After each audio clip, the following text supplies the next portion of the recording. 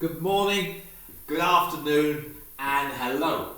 People often ask me why powers of 10 are important. Well, there's two reasons really. The first reason is as you can see from all my zeros I've already got on the board, specially prepared for you, powers of 10 are important because they have the potential to save a lot of paper in your maths book, and that's good for the environment. The other reason is believe it or not, by the end of this video you will see that every day, most of the day, you are probably using powers of 10 without even realising it. So let's have a little look here. I've got 1 on its own here. I'm going to call that 10 to the 0 because it hasn't got any zeros after it. 10 to the 0. Okay, in the same way we can label all of these other ones. So I've got a 10 here, a 10 here, a 10 here, a 10 here. So this is going to show you how we're going to be saving all of this paper. So if I've got a 1 with 3 zeros after it, known as 1,000, I can write it as 10 to the 3 because it's 10 times 10 times 10 gives us 1,000. 10 to the 3, 3 noughts on the end of it. In the same way, this is known 10 to the 6, a million. So 1 with 6 noughts on it, we write as 10 to the 6 because it's 10 times 10 times 10 times, all the way through times 6 times until we get to a million. In the same way, we've got here 10 to the 9, 1 with 9 zeros on the end of it, 10 to the 12, and 10 to the 15. Going up in these threes, because that will explain why we use them or how you use them later on. But it would be true if I had something like 10 to the 2, that would be 100 because it's 1 with 2 zeros on the end of it. So it just doesn't have to be all these threes, it could be any number. Okay, I've written all my powers of 10 here, saved myself a lot of paper, so I no longer have to write a 1 with 15 zeros on the end of it. I can just write 10 to the 15.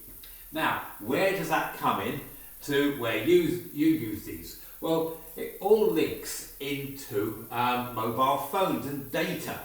You like mobile phones and data. So if we've got 1, that we'll just call that a byte. So 1 is a byte, and we just use the symbol B. Then we see 10 to the 3 is normally associated with the word kilo, kilobyte.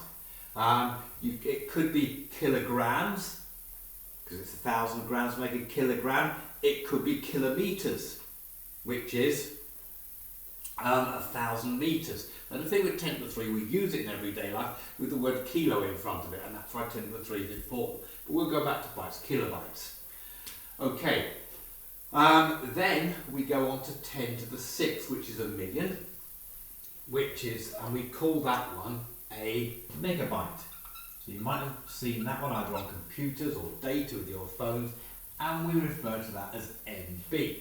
So when a long time ago I used to deal with kilobytes and megabytes, we used to thought these used to be big units of memory, but you'll see how small they are and how far technology has come on as we go on and on. So we've got megabytes there, MB. Next thing we've got is 10 to the 9, that is 1,000 millions. So we call those ones gigabytes. You've seen gigabytes, so gigabytes. So if anybody asks you what a gigabyte is, you could confidently say to them now, well, I know a gigabyte is actually 1,000 megabytes, or it's actually 1,000,000 kilobytes. So you can see how big this data is stacking up now. So often you might be quoted as gigabytes on a mobile phone contract. How many gig of data have you got? That means gigabytes. Okay, next one we go, 10 to the 12. That's a 1 with 12 zeros on the end of it.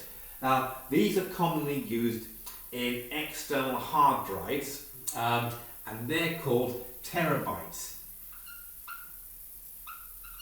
which is TB. So you've got terabytes there. Not sure, I think it's 2 R's.